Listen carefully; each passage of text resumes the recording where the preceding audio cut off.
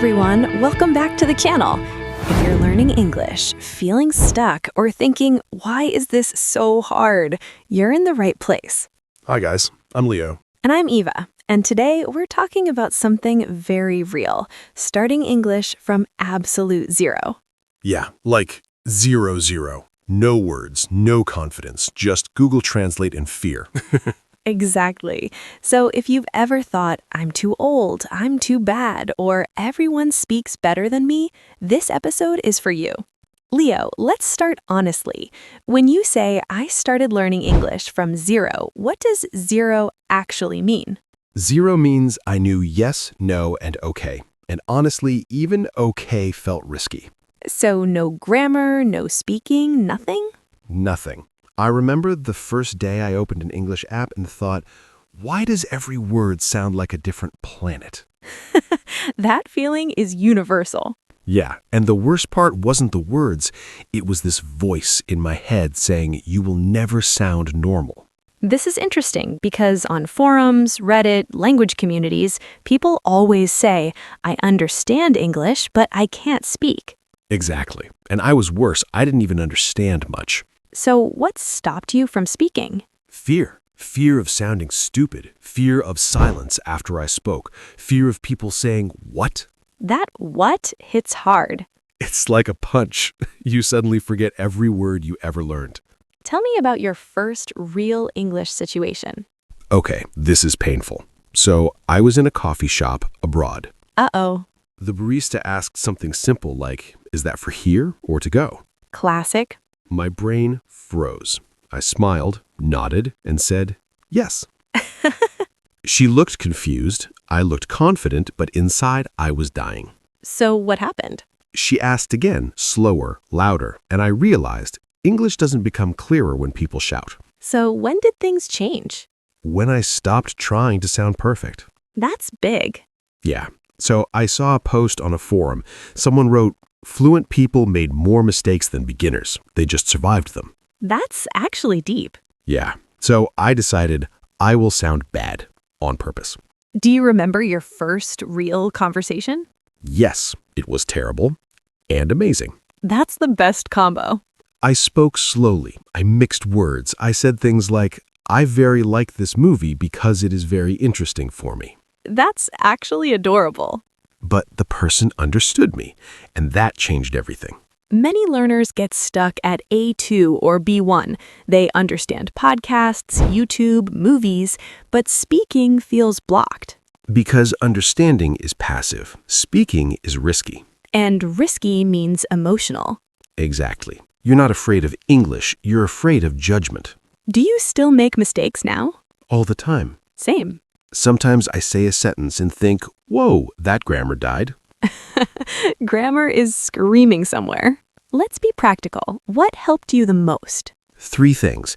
Speaking badly every day, listening to real English, not textbooks, and accepting that fluency feels uncomfortable. That's powerful. Here's something I wish someone told me earlier. You don't need confidence to speak. You get confidence by speaking. That's a YouTube quote right there. You know what moment shocked me the most when I was learning English? What? When I realized I was thinking in English, but only in very weird situations. Like arguments in the shower? Yes, or when you imagine a conversation that will never happen.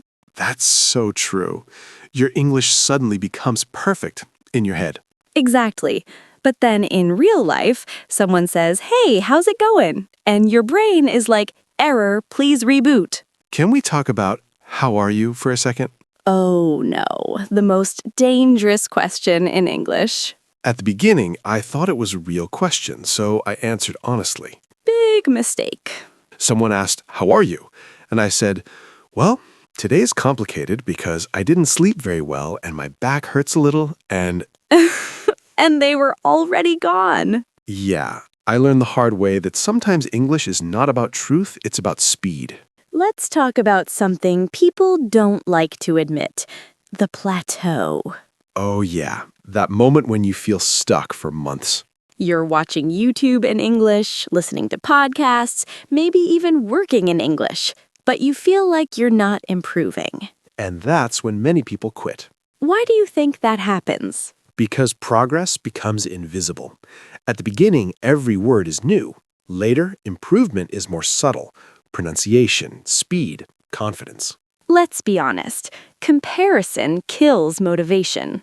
Absolutely. You hear someone speak English and think, they're so fluent, I sound like a child. But you don't see their journey. Exactly. You see their result, not their fear, mistakes, or bad accents. Did you ever hate your accent? Oh, 100%. Same. I remember recording my voice and thinking, who is this person and why does he sound like that? It's always worse on recordings. But then I realized something important.